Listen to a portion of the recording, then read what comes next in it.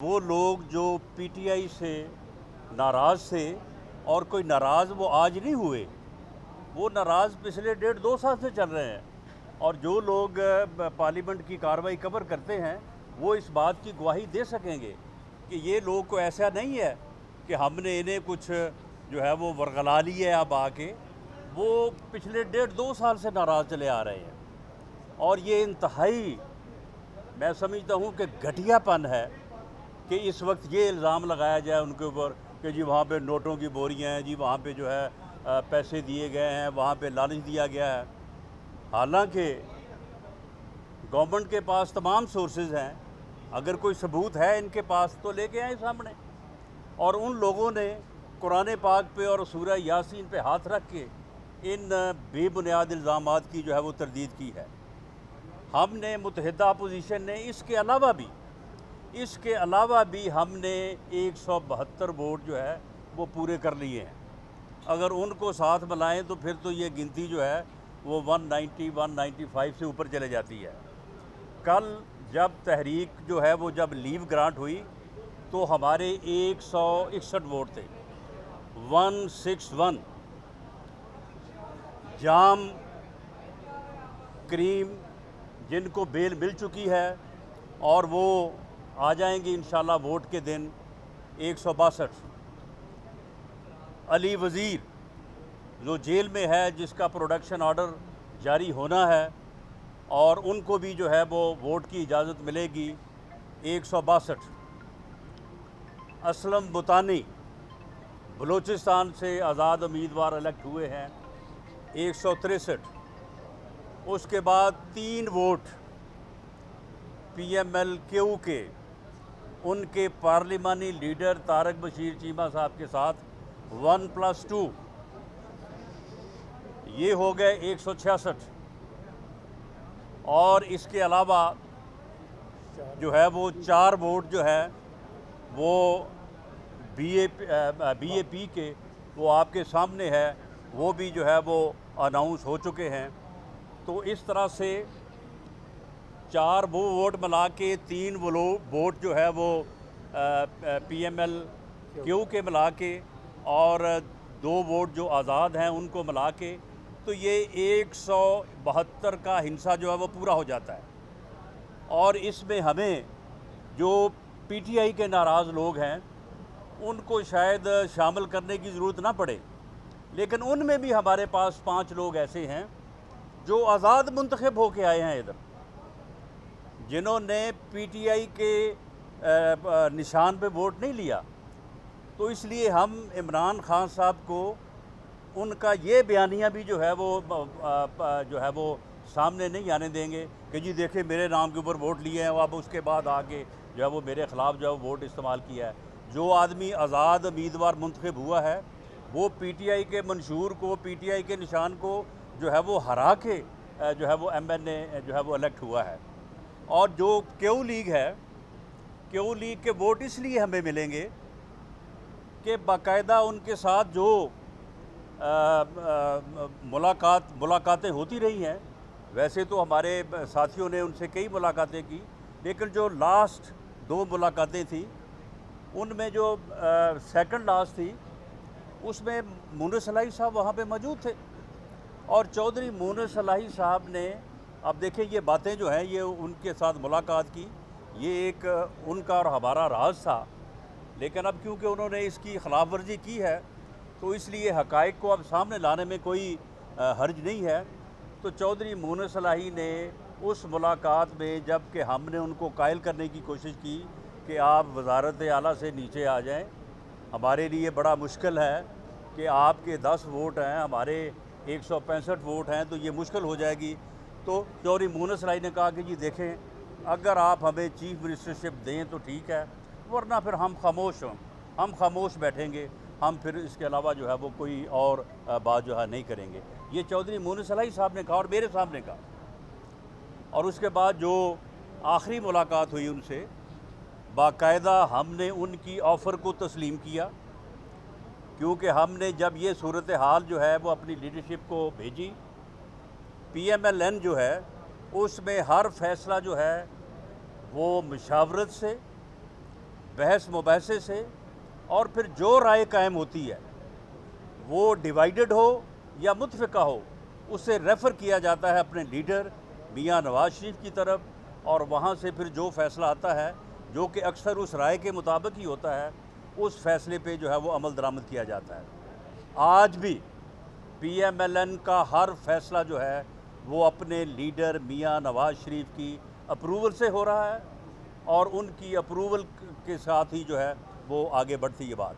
तो उनकी अप्रूवल के बाद हमने इनको जाके ऑफ़र दी, चौधरी साहब ने बाकायदा एक्सेप्ट किया, चौधरी साहब ने बाकायदा ख्वाजा साद रफ़ीक साहब का, बाकी जो दोस्त साथ थे, मेरा शुक्रिया अदा किया, उसके बाद खाना खाया गया, उसके बाद बाकायदा दुआए खैर जो होती है, दुआए खैर हुई, और उसके बाद चौधरी साहब ने कहा कि देखें, ये पता चलते ही ये असम्बली तोड़ देंगे, तो इसलिए आप सुबह ही अदम एतमाद की तहरीक जो है बुज़दार के ख़िलाफ़ जमा करवा दें।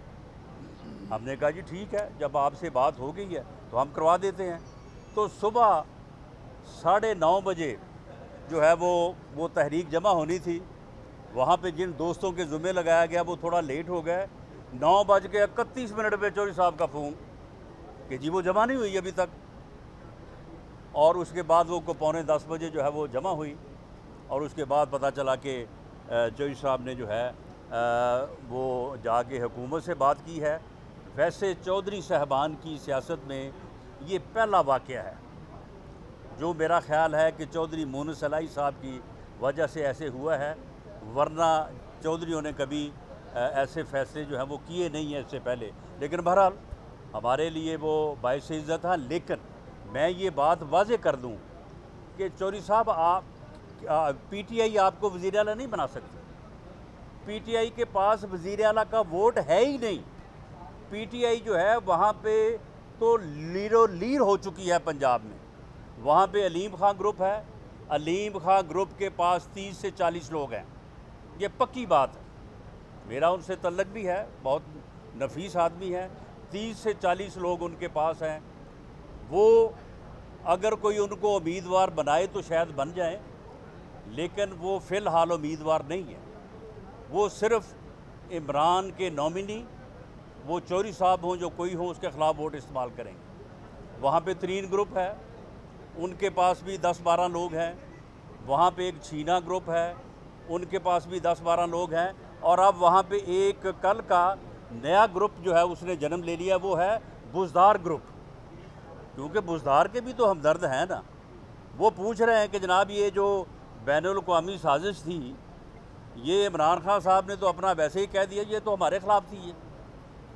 और हालांकि बैनुल-अक़वामी साजिश करने वाले जो हैं वो अलहदा तौर पे परेशान हैं कि यार इतनी बेइज्जती हमारी, कि हमें इल्ज़ाम दिया जा रहा है कि बुज़दार के ख़िलाफ़ हमने जो है वो साजिश की है। तो चौधरी साहब किसी कीमत पे जो है वो नहीं बन सकते पंजाब के वज़ीर आला PTI की हमायत से। वहाँ पे सिर्फ़ और सिर्फ PMLN के पास वोट है, प्लस पीपल्स पार्टी। हमारे पास 165 + 7 हमारे पास वो वोट है। हम ज़्यादा से ज़्यादा जो है वो 10-12 वोटों की हमें अगर मिले किसी ग्रुप से, तो हम किसी को बना भी सकते हैं, बन भी सकते हैं।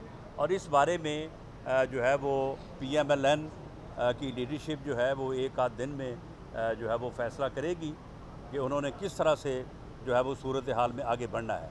और यहाँ पे जो है वो हम अपना फिगर उन नाराज़ MNA से, जिनकी तादाद जो है वो डबल फिगर में है, बल्कि मेरा ख्याल है कि 14 के करीब को तो इन्होंने नोटिस दिए हैं, जिन्होंने अपने आप को का इजहार भी कर दिया है। और कुछ लोग हमारे पास ऐसे भी है कि जो इस बात पे हैं कि जी अगर 1-2 वोट की आपको ज़रूरत पड़े तो हम भी हाज़िर हैं। वो भी हमारे पास 3-4 लोग हैं। और ये जो इनकी टीम बनी फिरती है, फवाद चौधरी साहब, अब कितने बड़े जो है वो इनकी टीम के नेगोशिएटर हैं। इनके भाई जो है, ये अपने भाई से तरदीद करवा दें कि उन्होंने हमें वोट की यकीन दहानी करवाई है कि नहीं करवाई। लेकिन हम इस्तेमाल तो उसी वक्त करेंगे जब हमें ज़रूरत होगी। अगर हमें ज़रूरत नहीं होगी तो फिर हम खामखा किसी को 63A के आगे क्यों हम उसको जो है वो डालेंगे। तो फवाद चौधरी साहब, आप अपने भाई से तरदीद करवा दें ना, तो फिर मैं देखूँ कि आप जो है वो कितने अच्छे जो है वो नेगोशिएटर टीम के मेंबर हैं। शाह महमूद कुरैशी साहब, इनके घर से हमें अगर एक वोट की ज़रूरत हो तो इनके घर से भी हमें वोट मिलेगा। इनके करीबी अजीज़ से, जो करीब तर इनका अजीज़ है, यानी ये नेगोशिएटर टीम जो है इनकी, उसका हाल देखें। नेगोशिएटर टीम को हेड कर रहे हैं परवेज़ खटक साहब। वो अपने भाई को अपने साथ नहीं रख सके, उनका भाई उनको छोड़ के चला गया, वो JUIF में जो है वो शामिल हो गया है।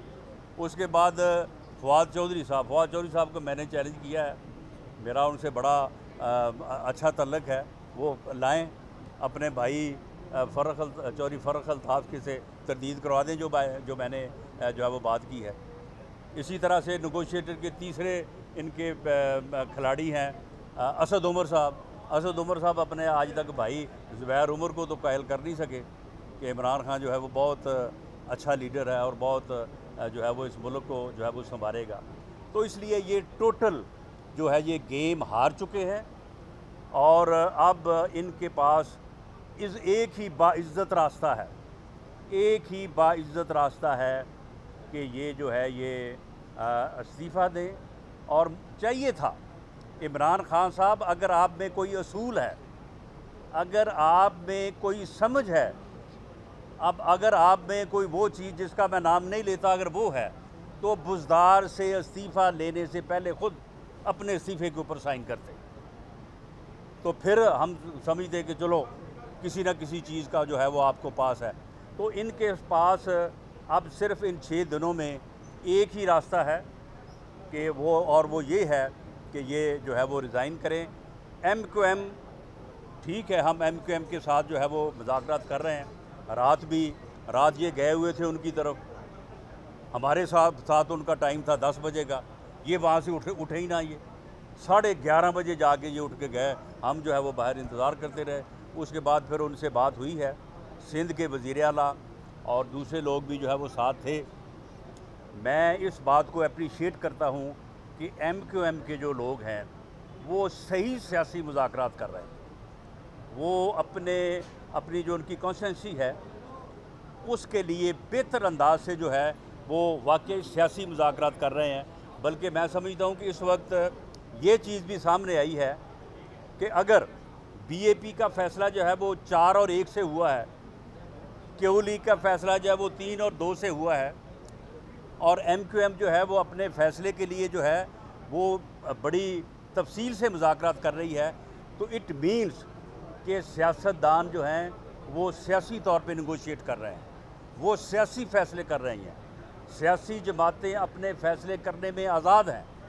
वो जो एक थ्योरी चला करती थी सियासी मुदाखलत की या टेलीफोनों की, ये उस चीज़ को भी साबित करती है कि अब वो काम नहीं हो रहा। अब सियासी मुदाखलत जो है वो गैर सियासी मुदाखलत जो है वो नहीं हो रही, जो कि मैं समझता हूँ कि इस तब्दीली से जो ये तब्दीली आने वाली है, जो एक नाहल और नालायक टोले से इस मुल्क की जान छूटने वाली है, उससे भी बड़ी चीज़ है। ये बात उससे भी बड़ी है कि सियासी जमातें जो हैं वो अपने फ़ैसले कर रही हैं और कोई उनके ऊपर गैर सियासी दबाव नहीं है, कोई इसमें जो है वो मुदाखलत नहीं है और सियासी जमातें जो है वो अपने तौर पे फ़ैसले करेंगी। पाकिस्तान मुस्लिम लीग नून जो है वो अपने असूलों पे, अपने लीडर के बयानिए पे कायम रहते हुए इस मुल्क की सियासत को आगे बढ़ाएगी। और मेरा ख़्याल है कि वो लोग जो मुस्लिम लीग नून में तफ़रक़ा तलाश करते थे, वो जी बड़ा इख्तलाफ हो गया जी, वो मरियम नवाज़ में और मियाँ शहबाज शरीफ में झगड़ा पड़ गया जी वज़ारत उज़्मा का।